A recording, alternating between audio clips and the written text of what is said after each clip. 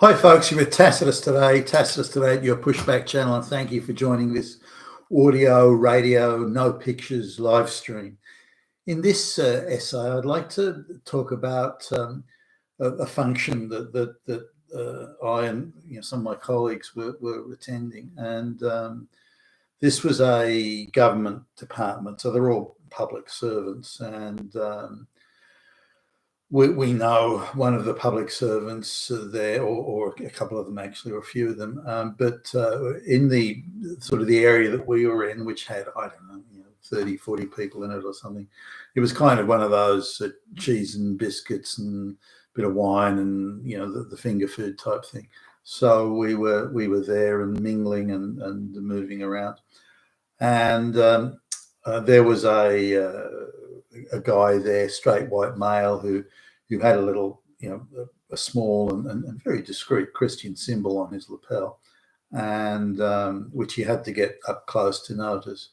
But I engaged in a bit of conversation with him. He was no Bible basher or evangelical pusher of anything. He was, in fact, you had to dig it out of him that he was a Christian. But he'd been to a Christian school and had what I would describe as something of a Christian conscience and an understanding of right and wrong and good and bad and all that sort of stuff. And he was quite clearly the only one there. Now, he was the most senior member of that group or team within the group, but he's been passed over for promotion, and he's kind of resigned to that now all the supervisory or any prestigious role that supposedly has power and authority must go to a minority, and he just seems to have, oh well, who cares, and accepted that. So he said in compensation they've given him a slightly bigger office, but anyway, he's really sort of an underling there. But what sort of came across was these affirmative action women, and they're all women here, affirmative action women, some of whom were brown, but mostly white women, straight as best I can tell. They treated him with such contempt and absolute derision that it was painful to watch. I almost gagged looking at it, that they were thinking of doing some outdoor event, and he mentioned in passing, I saw the weather forecast, and it was it's going to rain tomorrow, so something like that. And the woman, who I assume was she's the deputy head of the department, I'd say she'd be 40, maybe late 30s, 40 tops, and it definitely wasn't talent that got her into that position, far from it. Clearly an affirmative action appointment, and quite a childlike sort of, she's still a first year sociology student at university. She's still got that attitude and that manner about her, and she treated him, this guy, on a number of occasions while we were there, with utter contempt, sneering contempt. Anything he said, she scoffed at and just dismissed it, and, well, I'm not going to waste my time on that, and made those sort of utterances. And he was a model of decorum. He took each barb and each put down and even grovelled, which particularly got at my nose, even grovelled to her. So she would say, oh yeah, that's rubbish what you've said, or it's nonsense, or something like that. And he would go, oh yes, you're quite right, yes it is, but said so in a manner like a naughty school child who'd just been told off by the principal. So I was watching this dynamic go down, and there were other women there who were his colleagues. They weren't his boss or his supervisor, and they were far more junior than he was. He's had 40 odd years or something in this department, and some of these people have only had a few years, and already they're on par with him in terms of promotions and levels of authority. They're on par with him. They're his his equals, even though he's been there a long time, and apparently has received a number of awards. Maybe it's the Soviet thing; they give him a medal just to because they're passing him over for every other piece of recognition. But even the women some of them whom were in their early 30s, it was clear he was the straight white male Christian, and they were allowed to treat him with absolute derision, contempt, to sneer at him, to put him down, to scoff at him, to curl up their face and utter barbs at him and so on.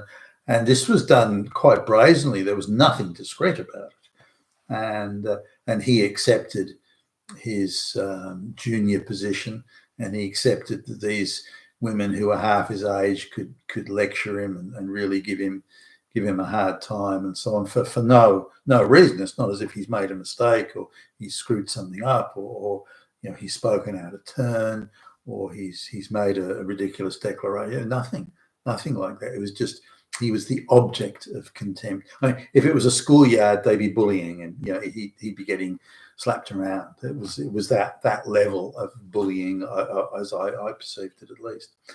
And so I didn't, it's not my place to buy into it or to ask him about it, because I didn't want to embarrass him and think that we'd noticed and then he had to justify it or explain it. So I didn't want to put him in a difficult position, but it was quite remarkable. But this isn't the first time I've seen this sort of thing. Not necessarily at that level. That's sort of the most senior. Remember, he's the most senior guy in the department. I mean, he should be the boss.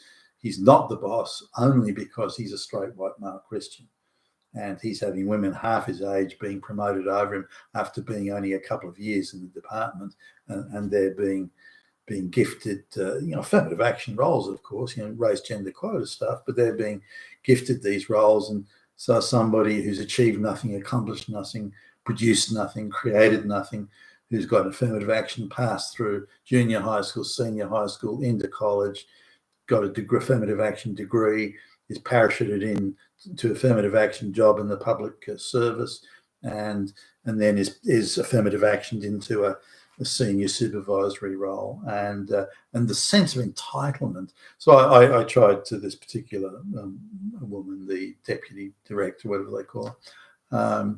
So I tried to sort of sidle up to her and I mean, she wasn't rude to me or anything, so I can't complain directly here, but and she's incapable of charm, and she, in the overall scheme of things, wasn't that bad looking, so I don't know whether that played a role in anything, but she the sense of entitlement that comes out, she's entitled. She firstly, the two things, she's absolutely entitled to everything, and secondly, she should not be accountable at all for anything she does. And the idea of affirmative action and entitlement and non-accountability seem to go together. You'd struggle to see the two separating, whether it's people in the Biden administration or the people that are hired to censor right-wing voices, this sort of thing. I can do whatever I want, I'm entitled to, and I don't have to be accountable for it. And the idea of being accountable will be something like just stare at you blankly. They couldn't even comprehend it. No, accountability is for straight white men. They have to be accountable, and we have to make them accountable. We're not accountable. And so this was, anyway, I saw this up close, and this guy would be on, he'd be on an excellent pension and retirement plan, and he's due for retirement or sometime in the next 12 months or so. I don't know what he's going to do. It's not compulsory he has to retire. I think it only becomes compulsory at 67 or 68 or something like that. So it may be that he stays there a bit longer and collects his pay. It's also pretty obvious that he's one of these people who, because he's treated so badly, he's I don't know, is he, because the people around these affirmative action people, they're not doing any work. They don't see that they should have to do anything. They're morally so superior that their jobs and the positions they have and the affirmative action, they're entitled to that because of their moral superiority, not because of the productive, useful work that they do.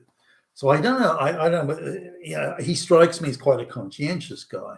So I wonder if he's sort of done what they're doing and gone into a sort of a quiet quitting phase where, well, if they're not doing any work, why the fuck should I? I don't know that he's like doing that, but I wouldn't be surprised if he did, nor would I blame him if he was doing it. Anyway, I just wanted to mention that in the bit. It was stunning to me that derision and sneering contempt for this man for no reason other than he's a straight white male Christian. I mean, it's outrageous, and that it's being done by people who are all affirmative action two-bit flunky stooges. That particularly stuck in my craw. You've been a taskmaster today, your Pushback channel, and thank you for listening.